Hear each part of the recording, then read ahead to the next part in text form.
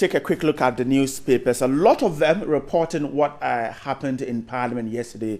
Ghana exiting November 7. Parliament refusing to the November 7 date. The Daily Graphic says Parliament shoots down November 7. Voting day remains December 7. And mixed reactions from political parties. The picture there you see two leaders of the House, the majority and minority leaders there. That's the story that captured almost every page of the newspapers this morning. The Daily Statesman puts it this way: election 2016, it is still December 7, biased EC and the fire. I'm wondering what exactly it means. That's from the Daily Statesman. And then the Weekend Finder goes away a bit, but let me quickly take all those that are reporting this story. The Daily Guide says MPs reject November 7, election still December 7. And the General Telegraph also has the same story. Parliament reject November 7 election, settles on December 7. The Ghanaian Times comes with the same story. November 7 post date shut down. But also on the Ghanaian Times, you can't close down schools. US cautions Charles, and then demo rocks IGP in Ho in a mock exercise against social media ban or social media shut down. And so that big story is captured on almost every page of the newspapers. We'll take a deeper look at that and other stories that you can find on the newspapers.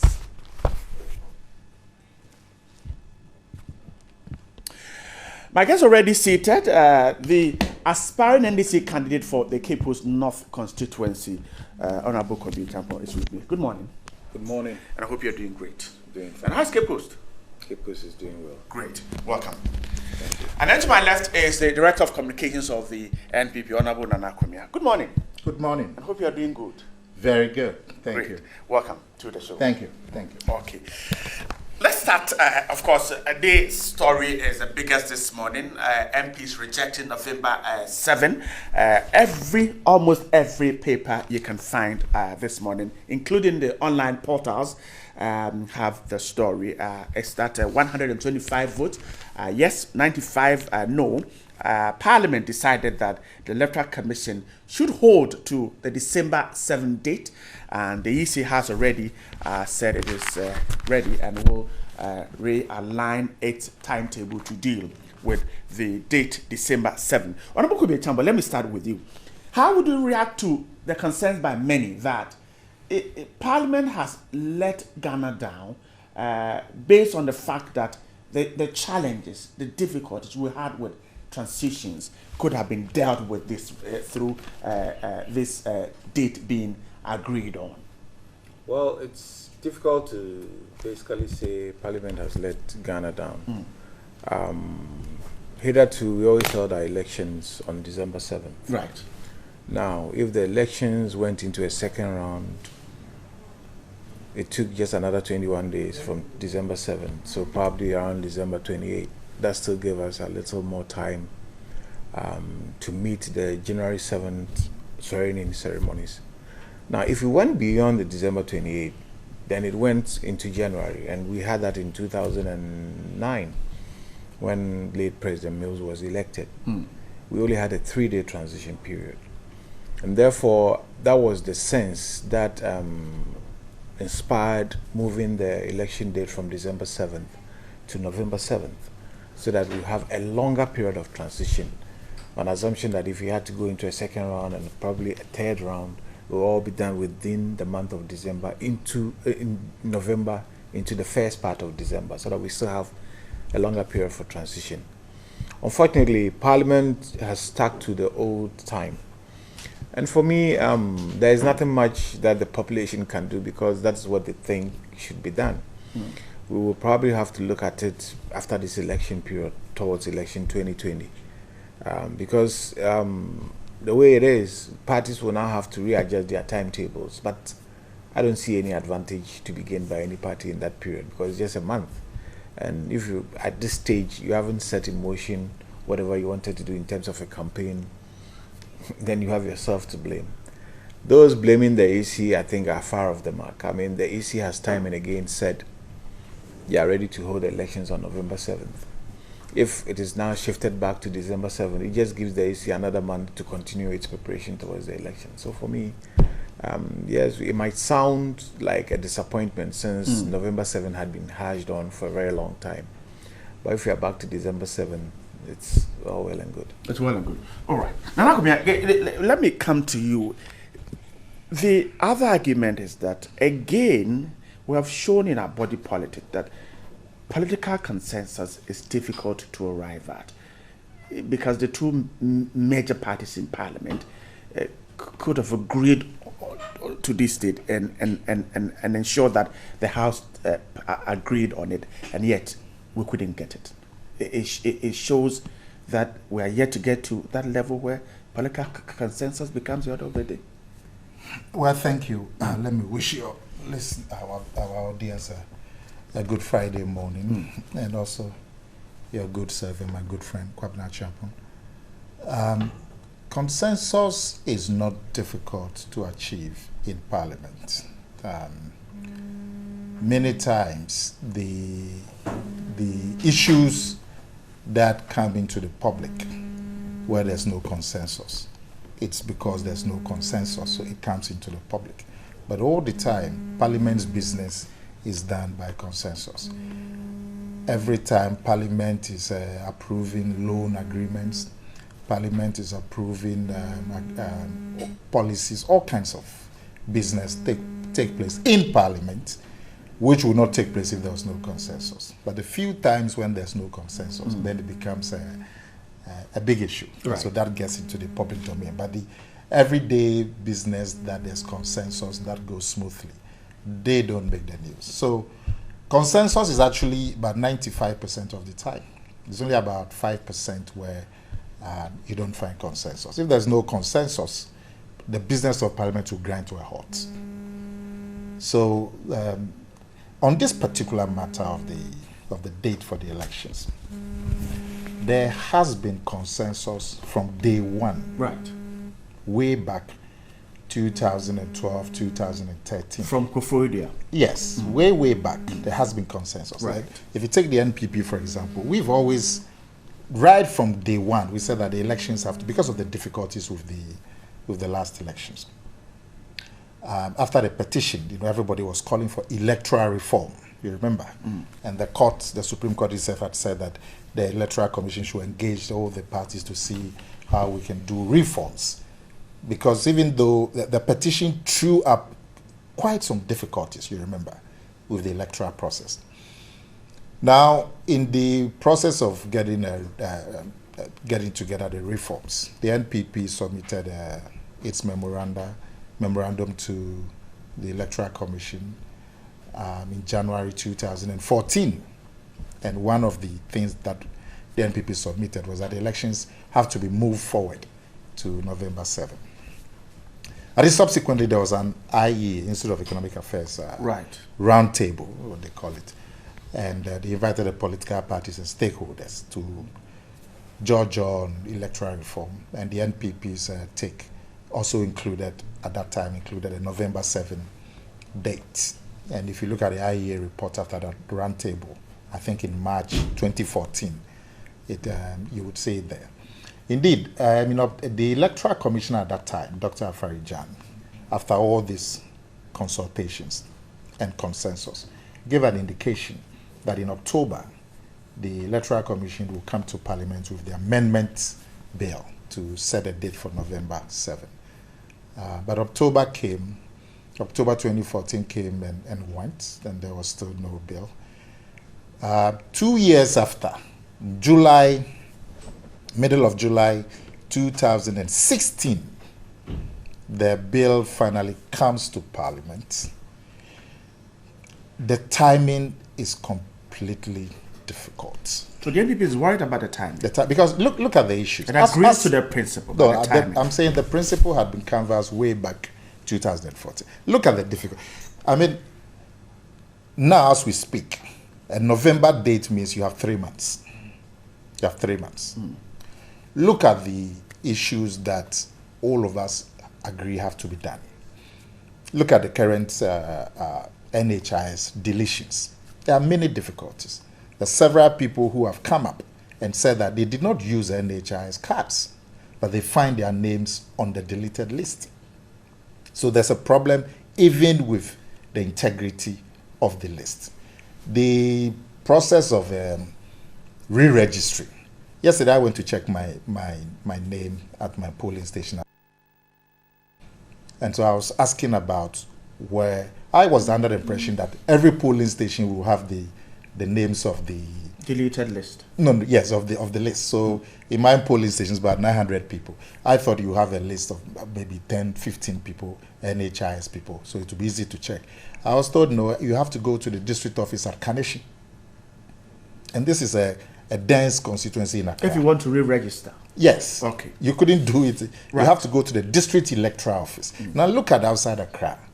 Some of these constituencies, the distance between villages and towns and the capital where the district office of the electoral commission will be. Even in Accra, to move from the North Carnation last stop to go to the district office near Carnation Market, it's a big matter for a lot of people. So these deletions, there's a problem with the list, so many controversies that have to be sorted out. The re-registrations, you need time. Today, the Electoral Commission has announced that it is actually going to provide an application where people can check. The list, even as it's being published in the graphic, is not complete because they publish it, quota. So the full list has not been published, and you're supposed to have 10 days, and about 3-4 days are already gone. Beyond that, the compiling of the register, the giving it to the political parties for verification, even the CI, because the minority believes that after this one is for the parliamentary elections. Right. For the presidential elections, you need to bring a CI to Parliament. That has to be there for 21 working days. That's a whole 1 month, because weekends are not included. So you're looking at the whole of August. And so Parliament is meanwhile rising on the 29th of July. So with all these uncertainties, the minority in Parliament felt that let's not compromise having a good register and a good process. Let's not compromise it for time. Right. So let's hold it on the balance, if you give yourself too short a time and you don't have the things that have to be done satisfactorily, you may not have a credible election. So on balance, they opted that, look, let's do the time, and so give ourselves a better chance of having a before I go to Honorable Kubia Champo, could Parliament, this is your own opinion, could Parliament have agreed and perhaps said that we have, but let's use it for 2020? Oh, as for 2020, I have no doubts that the elections will be held in November. Even with this one, if you didn't have all of these controversies and uncertainties in the procedures, I'm sure there would have been no issue at all. Because like I said to you, way back 2014, 2013, the parties had agreed that November 7th was the best date. But you are now caught up within this period where people blame the Electoral Commission, say that if they had taken steps earlier to do some of the things that the Supreme Court had ordered and so on, we wouldn't have been here. But we have faced a situation where you have to do so many things before, with the register, before the elections. And so cutting 1 month away will compromise the ability of the country to make sure those things are in place before the elections. I'm grateful, Anakumia. Honorable Champo, so the minority is suggesting that, I mean, these are challenges with the EEC's ability to quickly put this together on November 7th. So let's hold on. And if indeed that is a suggestion, then perhaps they are right. Well, it depends on where you sit on this argument. I mean, they can make all the case, just as Nana has made. The issue is, how prepared is the EC? They have to tell us their story. The EC says they were ready for exactly. November 7th. So if the EC says they were ready, I mean, who is there to challenge that? That's the point. So it's a cut and dry issue. The fact of the matter is that, well, Parliament felt they couldn't proceed with setting November 7th for the date. And that is what has happened. I mean, this was put to vote, and you needed 2/3, and the majority side couldn't secure the 2/3. since the minority decided to vote en bloc for a rejection. So it's a straight issue. I mean, if they had secured the 2/3, would we be arguing this way? We would not. Yes, so that's the issue. I mean, for me, all these other issues that have been enumerated, I don't think come in, because the most important point is the EC ready? And they say they are ready. So we need to give that to them, that they are ready, and proceed with what has to be done. Once that is done, we'll get the elections done. But if Parliament has rejected it based on the fact that they could not secure 2/3 of the vote to get that November 7th passed, then we have to stick to December 7th. So for you, you accept the EC's confirmation that we're ready, despite the challenges that we see even with the exhibition. Exactly. We've always had challenges in our electoral systems. We've always had them, but we always surmount them. We go through it and get it done. So I don't see that as a major challenge. I mean, once Parliament has rejected it, let's stick to December 7th, then everybody will be fine. Let me pick a quick one for Nana Kumi and move on. Nana, in 1 month, what, if there are any corrections the EC should do, what can the EC do to correct some of the challenges that we're seeing in 1 month?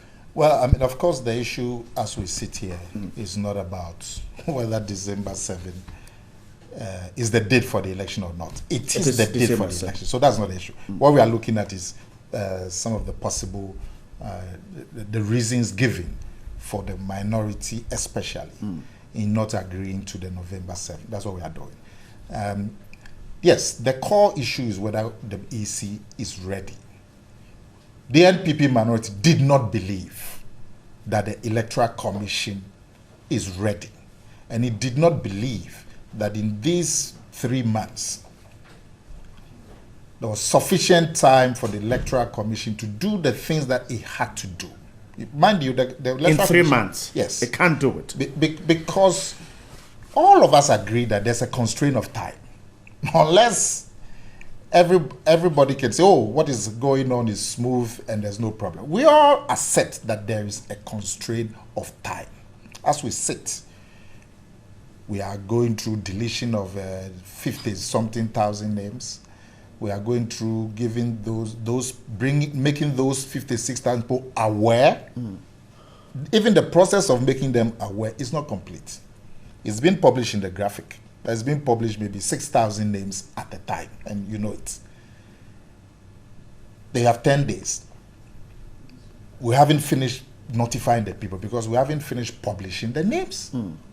It's 6,000 names at a time in graphic over the last 4 days or so. So if it goes on like this, you are looking at about 8 days just to notify the people that you have to go and re-register. You see? Then there are people, even with the 56,000, there are a lot of people who say, we didn't register with, somebody was one of my, Stephen in team, he was telling me 2 days ago that at the time that he was doing the registration, he used his passports. Because at that time he didn't have an NHIS card. And yet his name is there. You know, As having used NHIS card, so his name has been deleted.